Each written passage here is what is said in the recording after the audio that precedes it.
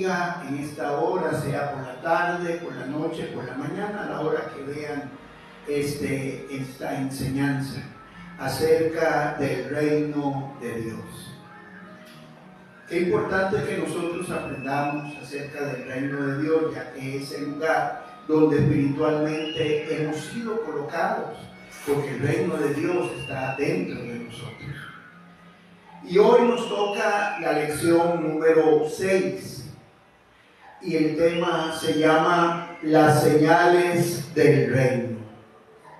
En Isaías capítulo 61 versículo 1 dice: el Espíritu de Jehová el Señor está sobre mí, porque me ungió Jehová y me ha enviado a predicar buenas nuevas a los abatidos, a vendar a los quebrantados de corazón, a publicar libertad a los cautivos y a los presos apertura de la cárcel, a proclamar el año de la buena voluntad de Jehová y el día de venganza del Dios nuestro, a consolar a todos los enlutados, a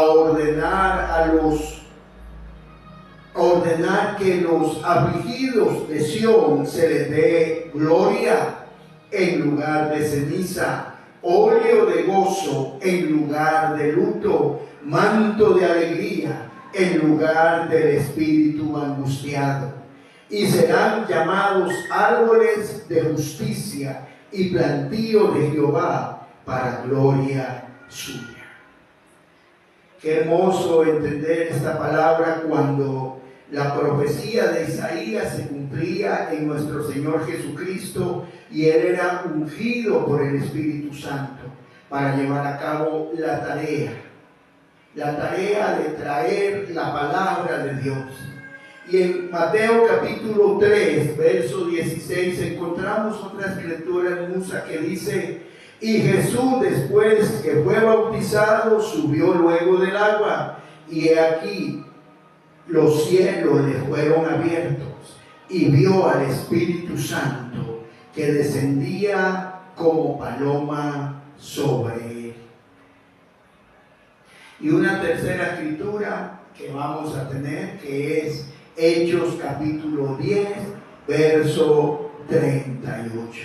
Y cómo Dios ungió con el Espíritu Santo y con poder a Jesús de Nazaret, y cómo éste anduvo haciendo bienes, sanando a todos los oprimidos por el diablo, porque Dios estaba con él. En la primera escritura lo vemos a él revelándose ante la sinagoga donde él congregaba, donde él asistía, leyendo la profecía y anunciándoles a ellos que ese era el día del cumplimiento de esa palabra, que él era el Mesías enviado de Dios. En la segunda escritura vemos el bautismo, y cuando el Espíritu Santo viene y le llena, le faculta, le equipa para hacer la obra. La obra estaba especificada en la profecía de Isaías. Iba a libertar, iba a sanar, iba a abrir cárceles, pero todo era espiritualmente. Pero en la tercera escritura podemos ver cómo el Espíritu Santo manifestaba su poder en Jesús y cómo él andaba haciendo el bien y sanando a todos los oprimidos por el diablo, porque Dios estaba con él. Estas tres escrituras nos enseñan cómo operó la unción en Jesús. Número 1 fue el cumplimiento de algo anunciado, para lo cual él se preparó. Por eso es que a los 12 años él pudo hablar al Sanedrín, pero a los 30 fue que fue ungido, porque tuvo años en preparación. Él estuvo cultivando la relación con el Padre, y según algunos escritos del primer siglo, también aprendió acerca de la interpretación de la Torá hebrea. Recuerden que él era un hebreo. Jesús estableció con claridad que las señales y los prodigios eran los que indicaban que el reino de Dios ya estaba operando en la tierra a través de él. Qué importante, mis amados, es entender que somos llamados a ser iglesia reinante, iglesia que gobierna en medio de las tinieblas, en medio de toda obra infructuosa del mal. Nosotros como iglesia tenemos la autoridad de Cristo. Pero qué importante que entendamos que las señales no era solamente la proclamación del Evangelio, no era solamente la enseñanza que Él daba, sino que era la manifestación de ese reino para desplazar los poderes de las tinieblas que tenían oprimido al pueblo en Israel. Entonces, qué importante, porque soy un creyente del derramamiento del Espíritu Santo que viene. Creo firmemente que somos la generación de la iglesia gloriosa, de la iglesia gobernante, reinante. Y creo que la medida de señales y prodigios está creciendo, porque el Espíritu Santo sigue derramándose. Y Jesús, después de 3 años de manifestación, de enseñanza y de un recorrido específico, vea qué interesante esto, la unción de Cristo sí tenía la manifestación de la enseñanza, de la proclamación, tenía la manifestación de la autoridad contra los demonios para que la gente fuera libre de las opresiones, y la sanidad física, las señales, los milagros, las resurrecciones. Pero todo eso ocurrió en lugares específicos. Él tenía que ir a los lugares donde Dios lo había ungido para ir. Y es importante esto. Jesús no se mandó solo, como mucha gente lo hace hoy en día. No, Él fue confirmado por la voz profética de su tiempo. En otras palabras, el Bautista, que era el que tenía la llenura del Espíritu y era la voz de Dios para esa generación, fue el que dijo: ahí va el Cordero de Dios. Qué importante entender, mis amados, que hoy vivimos un tiempo donde no podemos olvidar que siempre hay una delegación de la unción a través de las personas que Dios está utilizando. Es por eso que hay apóstoles, hay profetas, hay maestros, pastores y evangelistas, para que haya siempre un equipo de Dios que pueda transmitir y delegar lo que por gracia han recibido.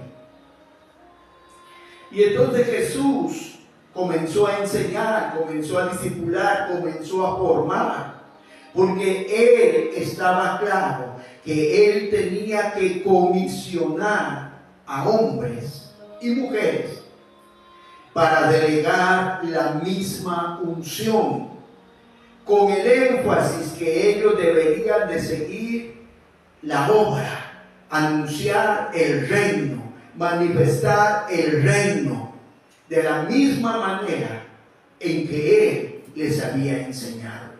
Entonces, para que haya comisión de una delegación, de una unción, tiene que haber formación, tiene que haber enseñanza. Y en Lucas capítulo 9, verso 1 dice: habiendo reunido a sus 12 discípulos, les dio poder, dunamis, autoridad, exousia, sobre todos los demonios, para sanar enfermedades, y los envió a predicar el reino de Dios y a sanar a los enfermos. Qué tremendo que Él comisionó de la misma forma que Él había sido comisionado. Él envió de la misma forma que Él había sido enviado. Él recibió la autoridad y el poder de Dios el Padre por el Espíritu Santo que estaba en Él. De igual manera, transfirió en este capítulo, por su dicho, por su declaración, ese poder a ellos. En Lucas capítulo 10, versículo 8 dice: en cualquier ciudad donde entréis y os reciban, comed con lo que os pongan delante y sanad a los enfermos que haya en ella. Y decirles: se ha acercado el reino de Dios. Este pasaje nos gusta mucho porque nos enseña algo.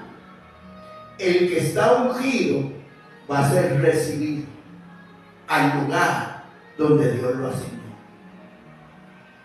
Eso es tremendo entenderlo, porque no es que vamos donde se nos ocurre, o no es que tocamos puertas para ir, no, es donde Dios lo planeó, es donde Dios lo estableció. Y entonces, donde le recibían, me gusta eso, se sentaba con él, gloria a Dios. Pero luego manifestaba el poder sanador de Dios, estableciendo así la evidencia del reino de Dios. La presencia del reino de Dios se puede detectar al ver enfermos ser sanados, al ver a los endemoniados ser liberados. Y hace un tiempo en nuestra congregación enseñamos la unción que vuelve, y hablaba acerca de eso en una madrugada que el Espíritu de Dios me habló y lo enseñamos.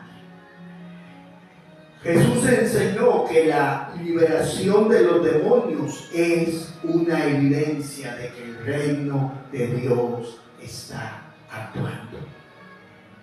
En Lucas capítulo 11, versículo 20 dice: mas si por el dedo de Dios echo fuera los demonios, ciertamente el reino ha llegado a vosotros. En Mateo capítulo 12, versículo 28 dice: pero si yo por el Espíritu de Dios echo fuera los demonios, ciertamente ha llegado a vosotros el reino de Dios. Qué hermoso como la sinopsis de estos evangelios nos permite ver a Jesús hablar, o nos repite de un evangelio a otro un mismo acontecimiento donde Jesús está declarando la autoridad que él tenía. En Marcos capítulo 16, versículo 17 dice: estas señales seguirán a los que creen. Y aquí la palabra que se usa en el griego para fe es pistis. Es lo que crean que Él lo puede hacer. En mi nombre echarán fuera demonios, hablarán nuevas lenguas, tomarán en las manos serpientes y beberán cosas mortíferas y no les hará daño. Sobre los enfermos pondrán las manos y sanarán. Es creer en la autoridad que hay en el nombre de Jesús. Pero como la fe se muestra por las obras, es hacer la obra de poner las manos sobre el enfermo, sobre el endemoniado.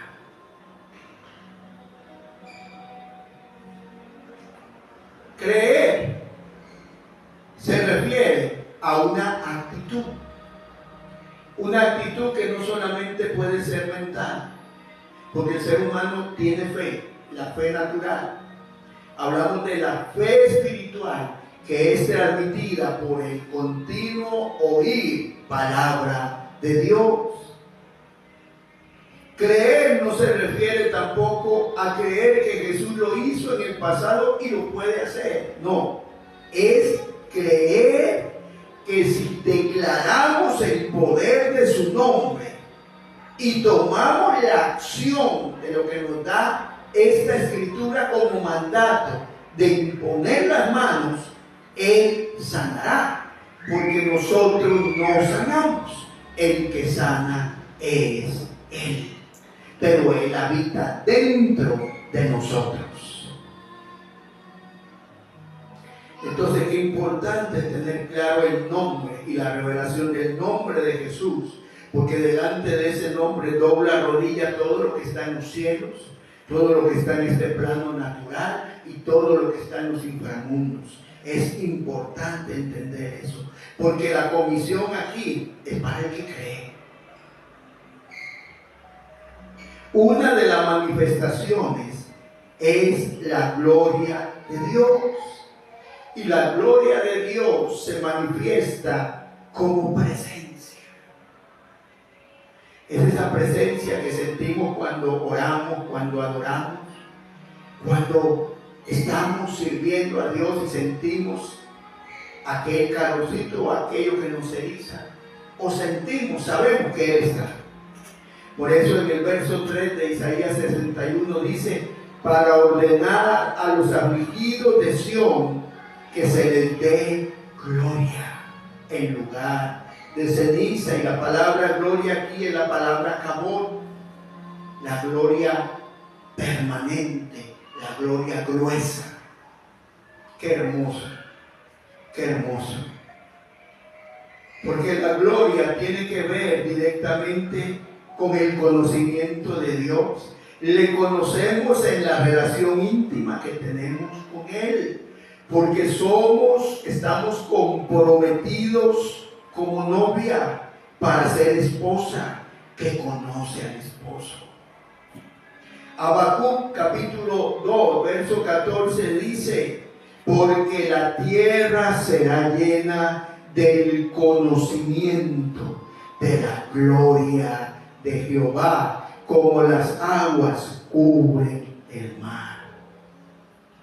Es un conocimiento que viene por la revelación de la palabra, pero viene por la relación con Él.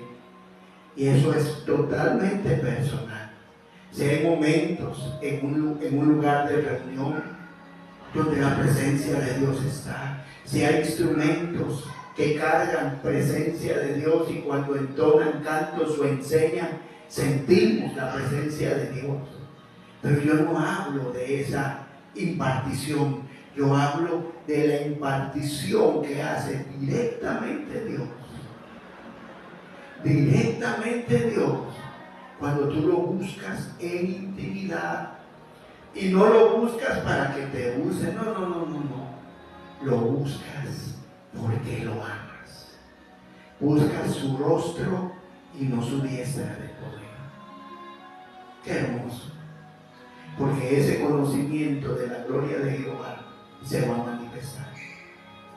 Se va a manifestar. Y así como hubo un diluvio en los días de Noé, así va a haber un diluvio de la gloria de Dios, el último gran avivamiento.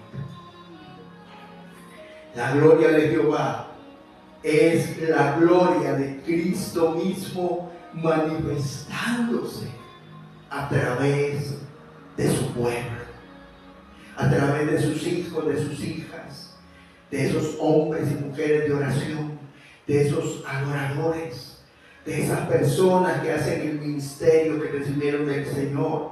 Es un nivel de gloria que día a día se está acrecentando, porque hoy estamos en el tiempo del nuevo pacto y consiste en que la gracia y la verdad de Cristo alcanzará a todos. Ya no es la ley de Jehová para el pueblo de Israel, ahora es la ley del Espíritu de vida para las naciones, para todo aquel que lo acepte como su Señor y Salvador. Entonces la gloria de Cristo tiene que ver cuando se está predicando, cuando se está enseñando, cuando se está orando por el enfermo, libertando al cautivo, predicando en la calle, testificando, hablándole al perdido, fortaleciendo al débil en la fe, restaurando al caído, aconsejando, haciendo aquello para lo cual Dios te llamó. En Mateo 17, verso 1 dice: 6 días después, Jesús tomó a Pedro, Jacobo y Juan, su hermano, y se los llevó aparte a un monte alto, y se transfiguró delante de ellos, y resplandeció su rostro como el sol, y sus vestidos se hicieron blancos como la luz. ¿Saben qué fue lo que pasó? Que el plano natural fue invadido por el plano espiritual, y Cristo, el Verbo de Dios, el fiel y verdadero, se manifestó en su realidad espiritual. Manifestó la unción del Padre, la presencia del Padre, que estaba escondida dentro de él y que no era posible ver. Pero en el mundo espiritual, los espíritus malos lo veían. Por eso cuando lo vieron llegar a la tierra de Gadara, dijeron: ya vienes antes de tiempo a atormentarnos. ¿Por qué? Porque en el ámbito espiritual, mis amados, de lo que estamos vestidos se nos ve. En Apocalipsis 1, verso 13 dice: y en medio de los 7 candeleros, uno semejante al Hijo del Hombre, vestido de una ropa que llegaba hasta los pies y ceñido el pecho con un cinto de oro. Su cabeza y sus cabellos eran blancos como blanca lana, como nieve, sus ojos como llama de fuego, sus pies semejantes al bronce bruñido, refulgente como en un horno, y su voz como el estruendo de muchas aguas. Y tenía en su diestra 7 estrellas, y de su boca salía una espada aguda de 2 filos, y su rostro era como el sol cuando resplandece con toda su fuerza. La revelación del Apocalipsis.